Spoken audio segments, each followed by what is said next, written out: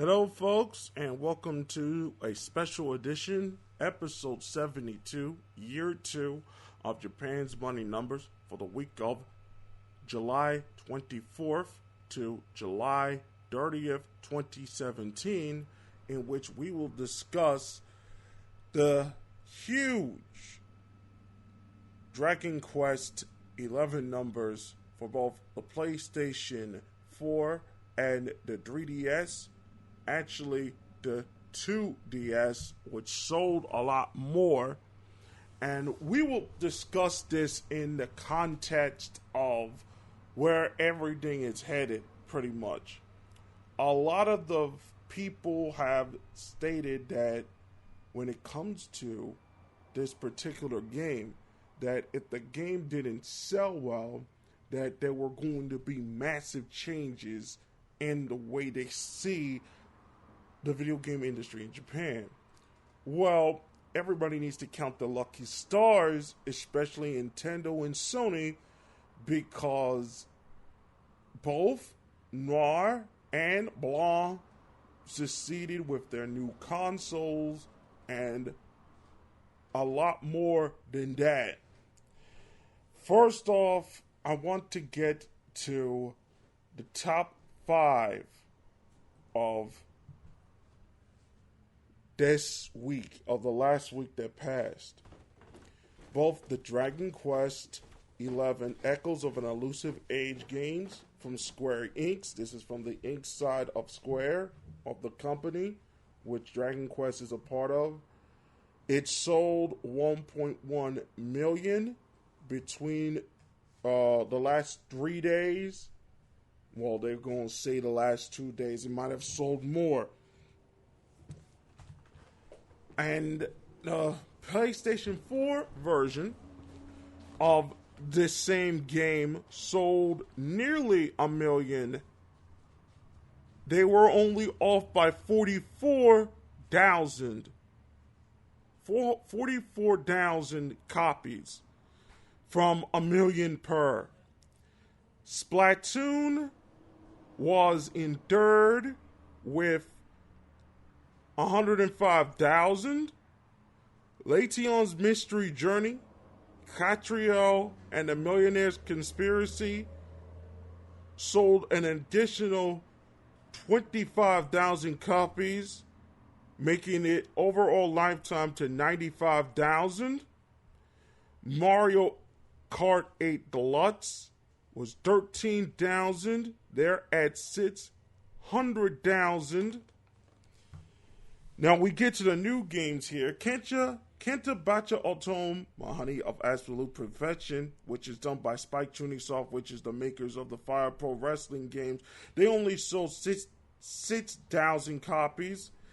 Naruto Shippuden Ultimate Ninja Storm Trilogy. This is the remake. This is the reselling of the trilogy.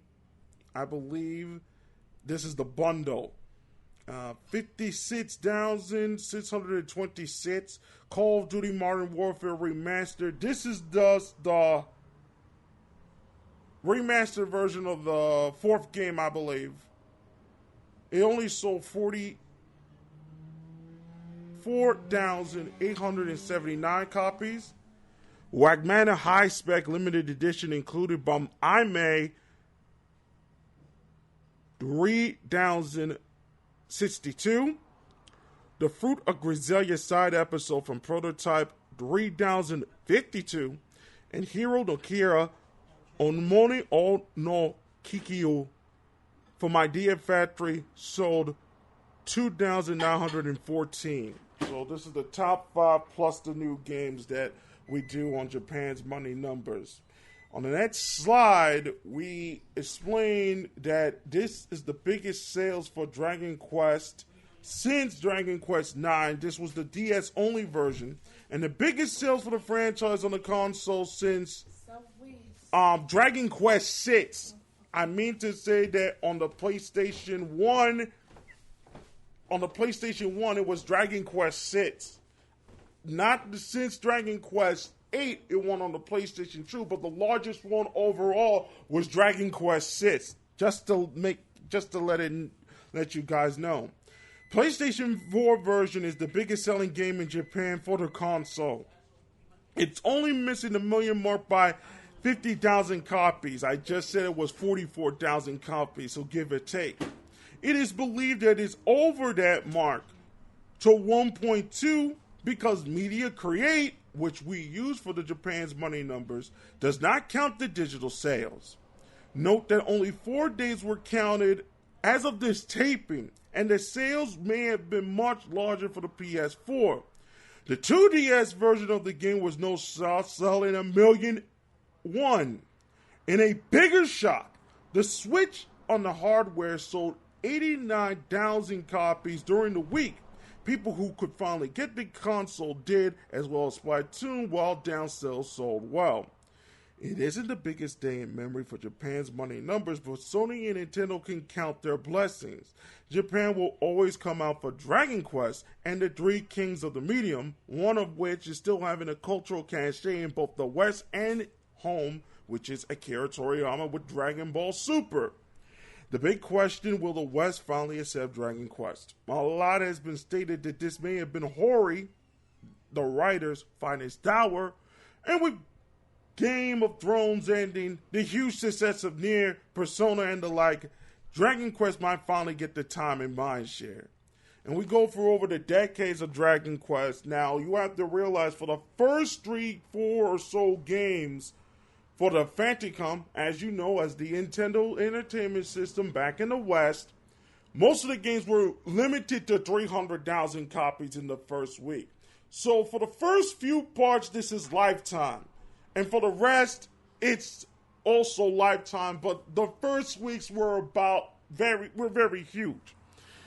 So Dragon Quest had 1.5 million lifetime, Dragon Quest 2, 2.4 million lifetime, Dragon Quest 3, 3.8, Dragon Quest 4, 3.15, 2.8. I meant to say Dragon Quest 7 for the PlayStation 1, actually, which was the largest one, which is there. But back to Dragon Quest 6, it's 3.2. And then Dragon Quest 7 is 4.1. Ironically, it was Final Fantasy 7 that sold extremely well, and Dragon Quest 7 that sold extremely well. Just saying.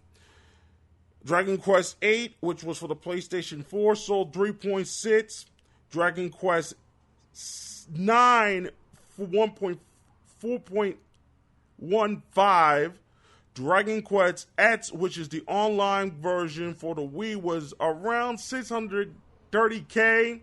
And Dragon Quest, as you know, for both the PlayStation 4 and the 3DS in the first 4 days was around 2.09 million copies.